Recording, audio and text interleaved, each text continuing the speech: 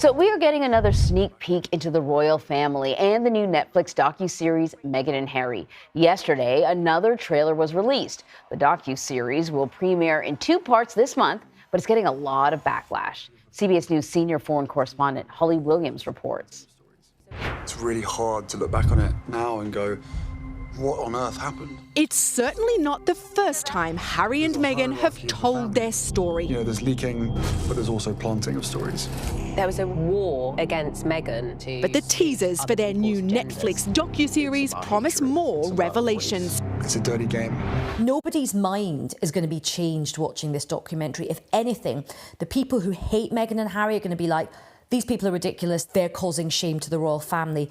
Ayesha Hazarika is a former government advisor turned journalist who says Harry and Meghan are at the heart of a culture war in the UK.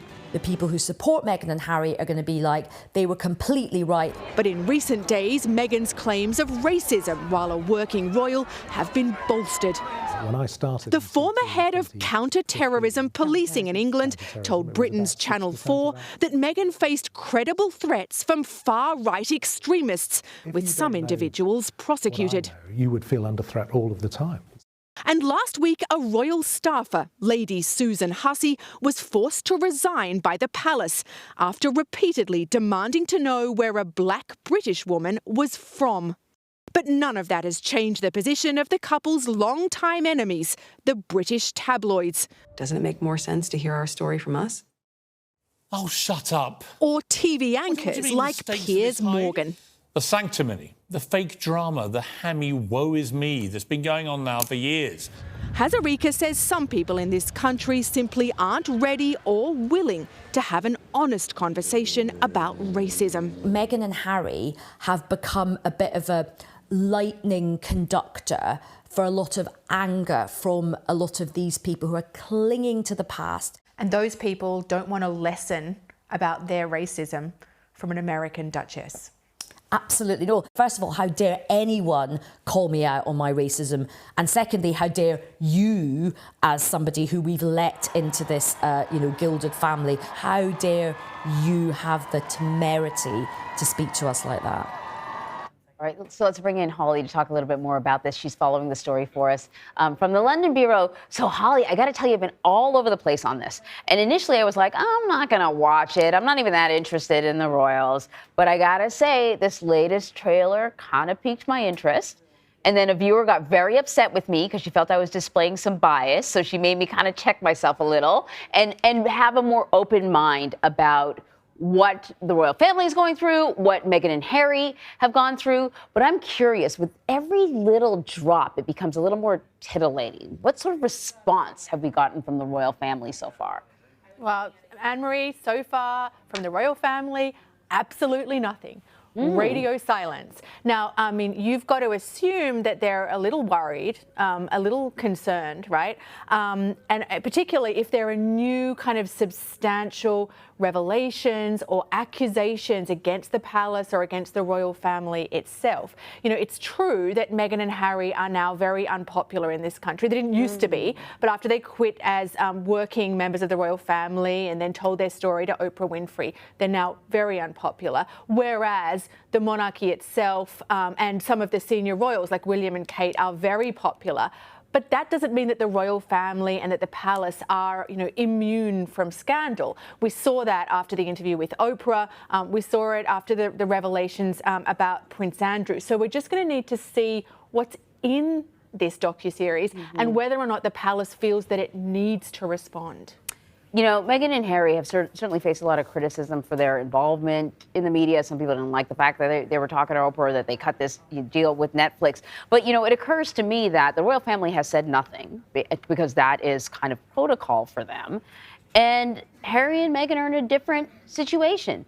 They can actually work around the press that at least it seems to suggest in this trailer they were not happy with and get their own message out.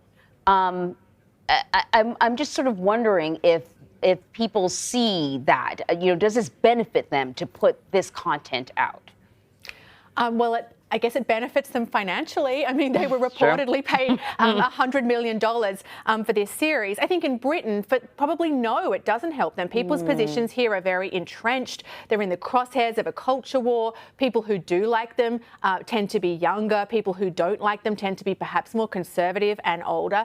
But this is not just about the United Kingdom. I mean, Harry and Meghan are massive celebrities in the US, and they're famous around the world. So I think in terms of that audience, it perhaps burnishes their image as victims of the tabloid media, of the establishment, and of racism in general, and as people who are themselves fighting prejudice. The other thing that I keep on thinking is, I know it's the firm and they're famous, but it's also a family. And the viewer that got upset at me, she got upset at me because I was basically saying, man, I know you got a big payday here, but the fallout for your family, is it gonna be worth it?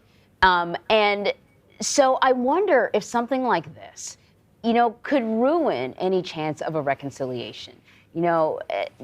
Catherine and William came to the U.S. Any other time you'd go and see your brother and sister-in-law. That did not happen.